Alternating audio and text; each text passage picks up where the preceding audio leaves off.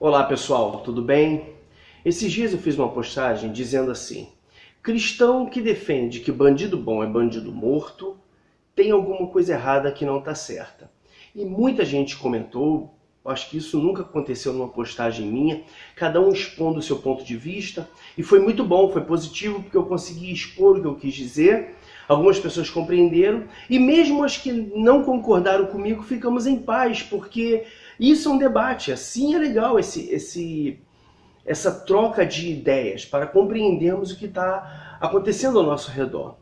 Então eu estou gravando esse vídeo para poder sair da esfera daquelas respostas e poder sintetizar aqui.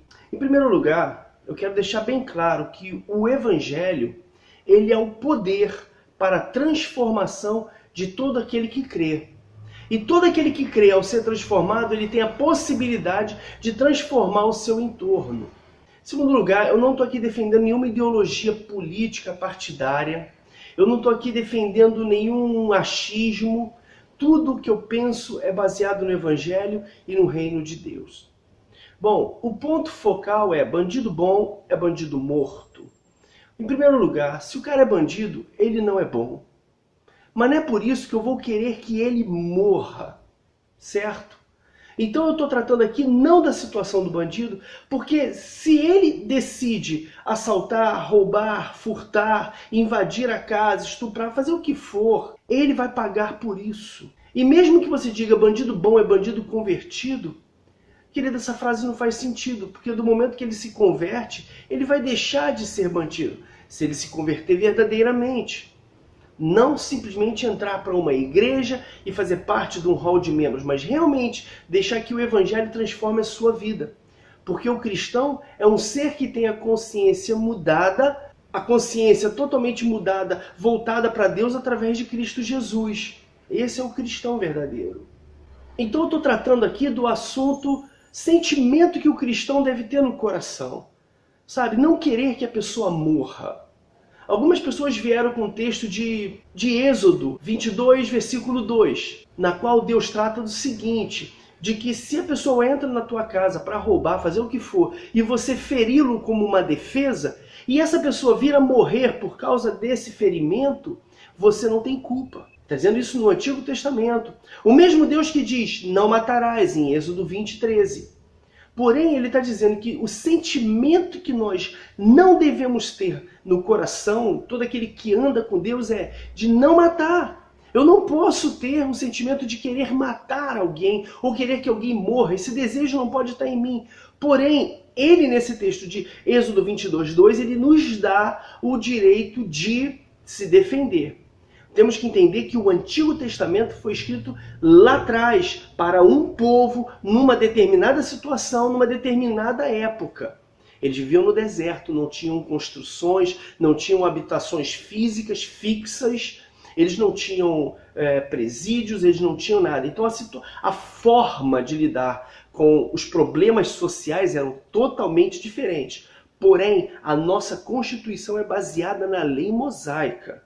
Então, usar o Antigo Testamento para gerar uma doutrina hoje, você precisa encontrar texto no Novo Testamento para corroborar. Então, nós vivemos no Novo Testamento, no tempo da graça, que vem com o nascimento de Jesus, o ministério da graça que estava sobre o ombro de Jesus. E é isso que nós seguimos. Nós seguimos Jesus Cristo. E o que Jesus fala? Em Mateus 5, no Sermão da Montanha, ele vai dizer que estava escrito, lá na lei estava escrito, olho por olho, dente por dente. Porém, eu vos digo, não resistai ao mal.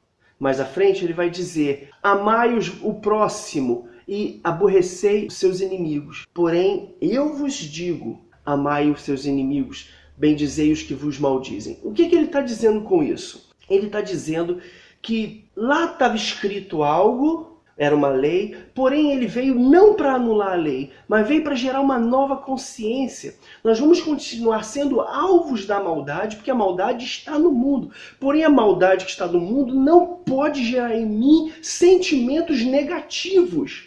Eu preciso estar acima disso. Eu não sou melhor do que ninguém, mas o que habita em mim me faz ser melhor do que eu mesmo era antes. Antes eu queria sair para matar, para dizer, cara, pô, se me cortar no trânsito eu vou partir para cima, meu irmão, não pisa no meu calo não. Agora não é bem assim. Eu analiso as coisas com a ótica de Cristo. O apóstolo Paulo vai nos dizer o quê? Que nós devemos ter a mente de Cristo, sermos imitadores de Cristo. Tive que parar para atender uma pessoa aqui. Quero manter esse vídeo direto. Onde eu estava? Então ele vai dizer para nós termos a mente de Cristo, imitarmos a Cristo e temos o mesmo sentimento que houve em Cristo Jesus. Tudo isso no Novo Testamento. E Cristo foi aquele que suportou todas as dores, como diz em Hebreus, que ele suportou a afronta, ele desprezou o sacrifício, ele não estava nem aí. Ele precisava fazer a obra dele. 2 ladrões do lado dele. Um aceitou ele, um disse quem ele era, o outro zombou, mas nem por isso ele desejou a morte do outro que zombou. Ele se preocupou com aquele que quis. Então temos um conceito aqui, querido, formado. Quem não quer Cristo, quem quer continuar na vida do erro, na vida do pecado, na vida do mal, o problema é dele. Agora, aquele que quer ser transformado, esse sim é alvo da nossa ação como cristãos. Então, como cristãos, nós devemos querer vida e não a morte do próximo. Porque se o cara se mantém na bandidagem, nos atos errados, se ele morre, nada mais do que o fruto daquilo que ele colheu.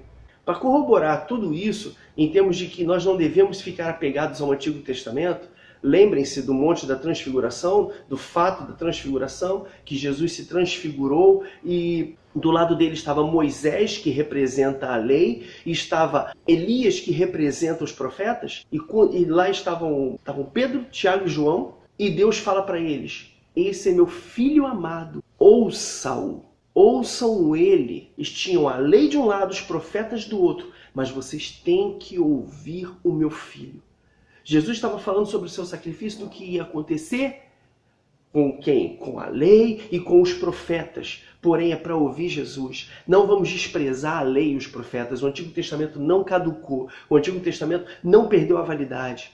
Porém, o que nós devemos ouvir é Jesus, as palavras de Jesus. Porque aquele que ouve as palavras de Jesus e bota em prática, ele vai comparar como o homem prudente, que constrói a sua casa sobre a rocha e vem tudo quanto é problema e ela não se abala. Para fechar aqui, queridos, bandido bom é bandido morto? Não. Primeiro lugar, não existe bandido bom. Segundo lugar, se o bandido se converter, ele vai se tornar uma boa pessoa. Em terceiro lugar, se ele se propõe a isso e ele vir a morrer, o que podemos fazer? Em quarto lugar, temos que cuidar do que está no nosso coração. De tudo que você tem que guardar, guarde o seu coração, como diz Provérbios. Nós temos direito à defesa. O que nós não podemos é deixar que esse sentimento venha nos dominar. Querido, eu espero que esse vídeo tenha te abençoado e aberto a tua mente. Se você gostou, deixa seu like, compartilha com seus amigos e se inscreve no canal, não custa nada. Eu não estou pedindo dízimo nem oferta, simplesmente para você se inscrever no canal e deixar o seu like, porque isso ajuda a manter o canal aberto. Amém, queridos? Deus os abençoe e até a próxima. Ano que vem tem novidade aqui no canal. Fica na paz.